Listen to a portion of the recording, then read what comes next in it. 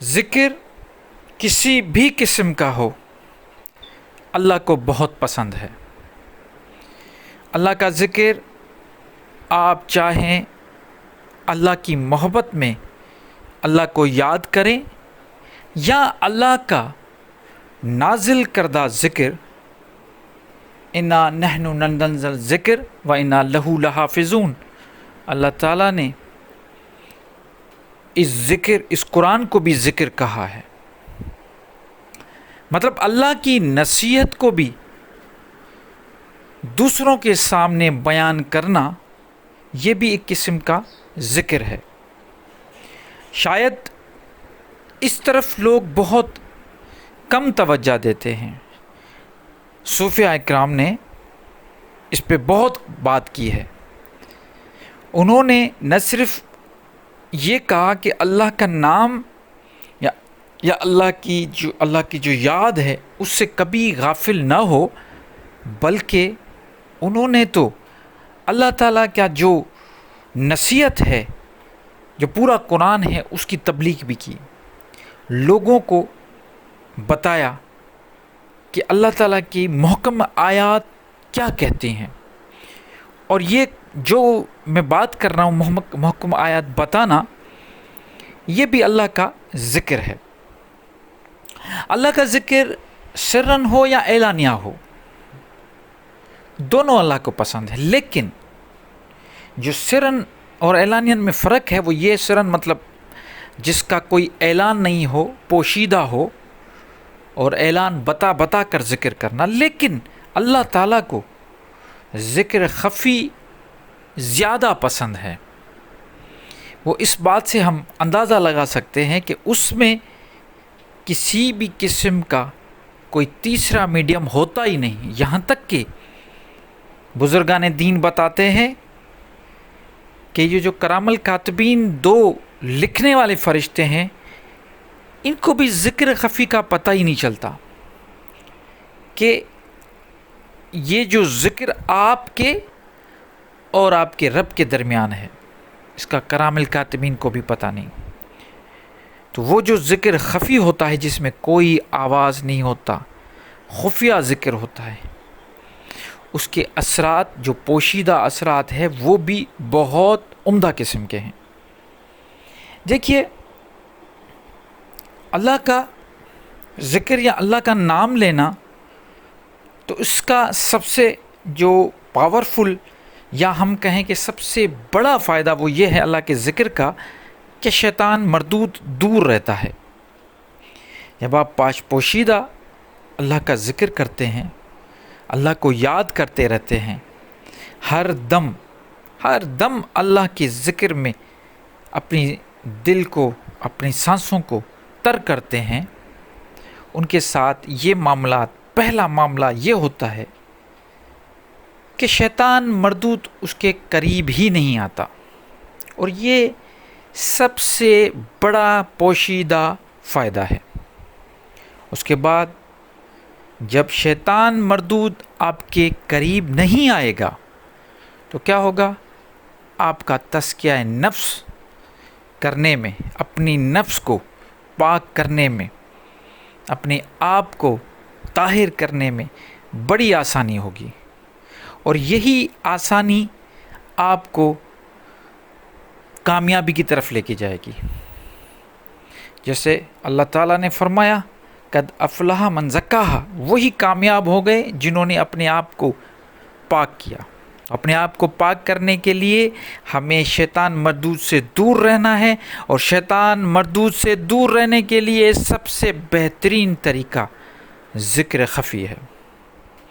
جیسے ہی آپ کا من پاک ہوگا، جیسے ہی آپ کا نفس پہ آپ کا کنٹرول آئے گا، آپ کے اعمال، اصل تو بات ہوتی ہے اعمال پہ، جو آپ کے روز مرہ کے جو معاملات ہیں، جب ہم ان کی بات کرتے ہیں تو ان میں بھی پاکیزگی آ جاتی ہے۔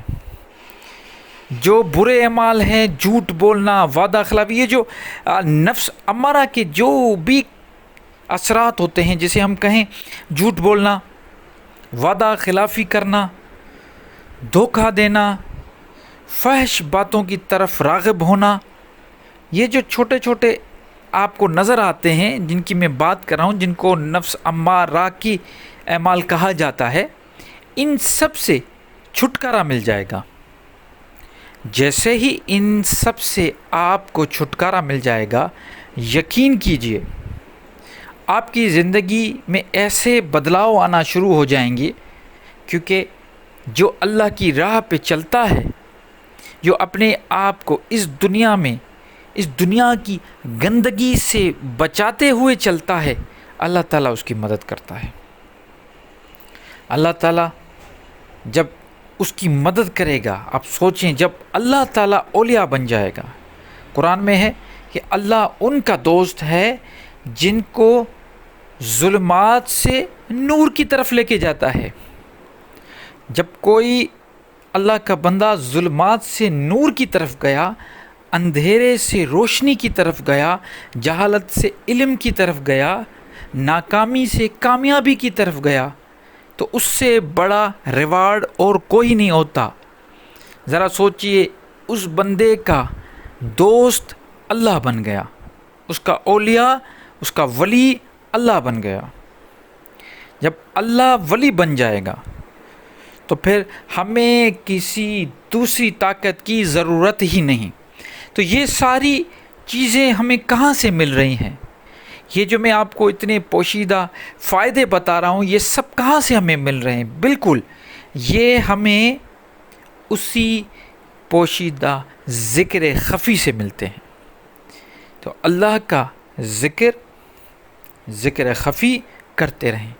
ذکر خفی میں ذکر قلبی بھی آ جاتا ہے، ذکر سانسوں کے ساتھ بھی ذکر آ جاتا ہے، اور ان دونوں کے ساتھ آپ اس طریقے سے اللہ کا جو نصیحت ہے اس کو ایسے کریں، پہلے خود اپنائیں، لوگوں کے سامنے اپنا کردار، اس کو بھی ذکر خفی کہا گیا ہے کہ اپنا اگر کردار بہتر بنائیں گے، کسی کو بتائے بغیر آپ اپنا کردار قرآن کے احکام کے مطابق بنانا شروع کر دیں، چلنا شروع کر دیں، یہ بھی ذکر خفی ہے۔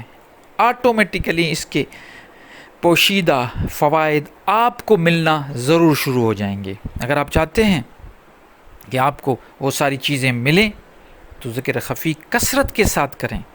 اس پہ ہم نے بہت باتیں کی ہیں، آپ اس پہ ویڈیوز بھی دیکھ سکتے ہیں، میں نے اس پہ بہت ساری ویڈیوز بنائی ہیں۔